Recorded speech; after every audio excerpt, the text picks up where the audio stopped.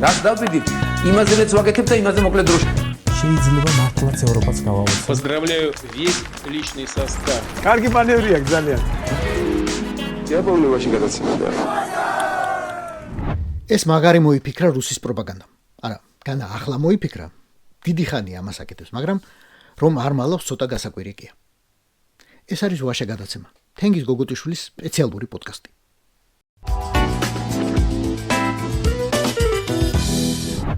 რუსის პროპაგანდა მაგარი მოიფიქრა მეთქი. ამ პროპაგანდის დედოფალს მარია ზახაროვას კითხვებს უსვამენ ხოლმე პირდაპირ ეთერში. ეს კი რაღაც მანქანებით წინასწარ მომზადებულ დაწერილ პასუხებს კითხულობს. რაც მართლა ბოლო დროს მოიფიქრეს, აი ეს კაცია.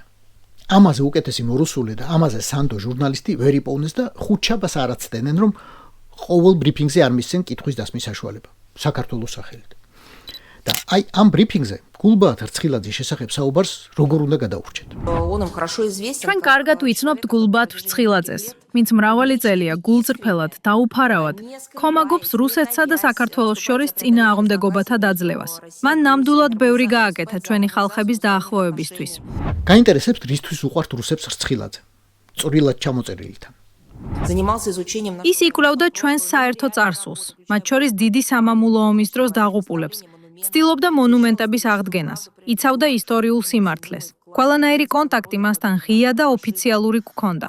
აღსანიშნავია, რომ დააპატიმრეს საქართველოს საჯარო სივრცეში რუსოფობიის მონიტორინგის პროექტის დაანონსებიდან სულ რამდენიმე დღეში.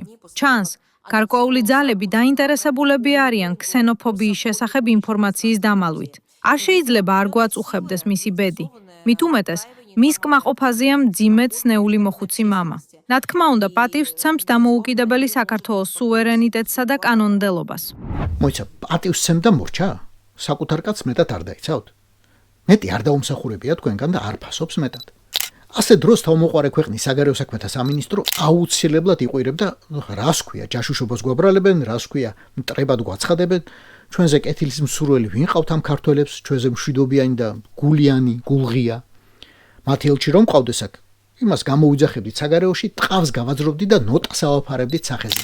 ახლა კი ეკონომიკურ ემბარგოს დაუწესებთ საქართველოს, ან ვიზებს დავაბრუნებთ, ან პირდაპირ რეისებს გავაუქმებთო. ხო, აი, რაღაც ეგეთები რო ეთქვათ.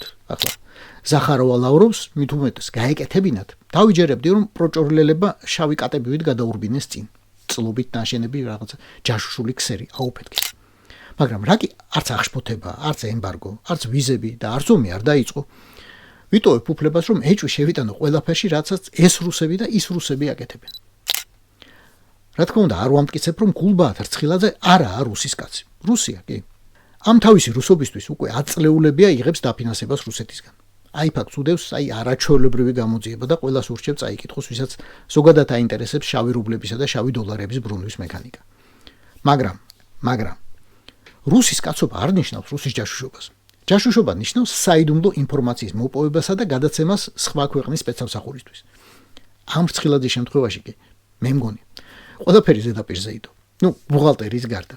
უფრო ზუსტად, ისეთები იდო ზედაპირზე, რომ იმის სიღრმეში რაღა უნდა დარჩენილიყო ვერ ხვდები. და ამიტომ დავიტოვებ უფლებას ალტერნატიული ახსნა ვეძებო. კერძოდ, რცხილაძე არის რუსის კაცი და მოსკოვში ყავს კონკრეტული მფარველები.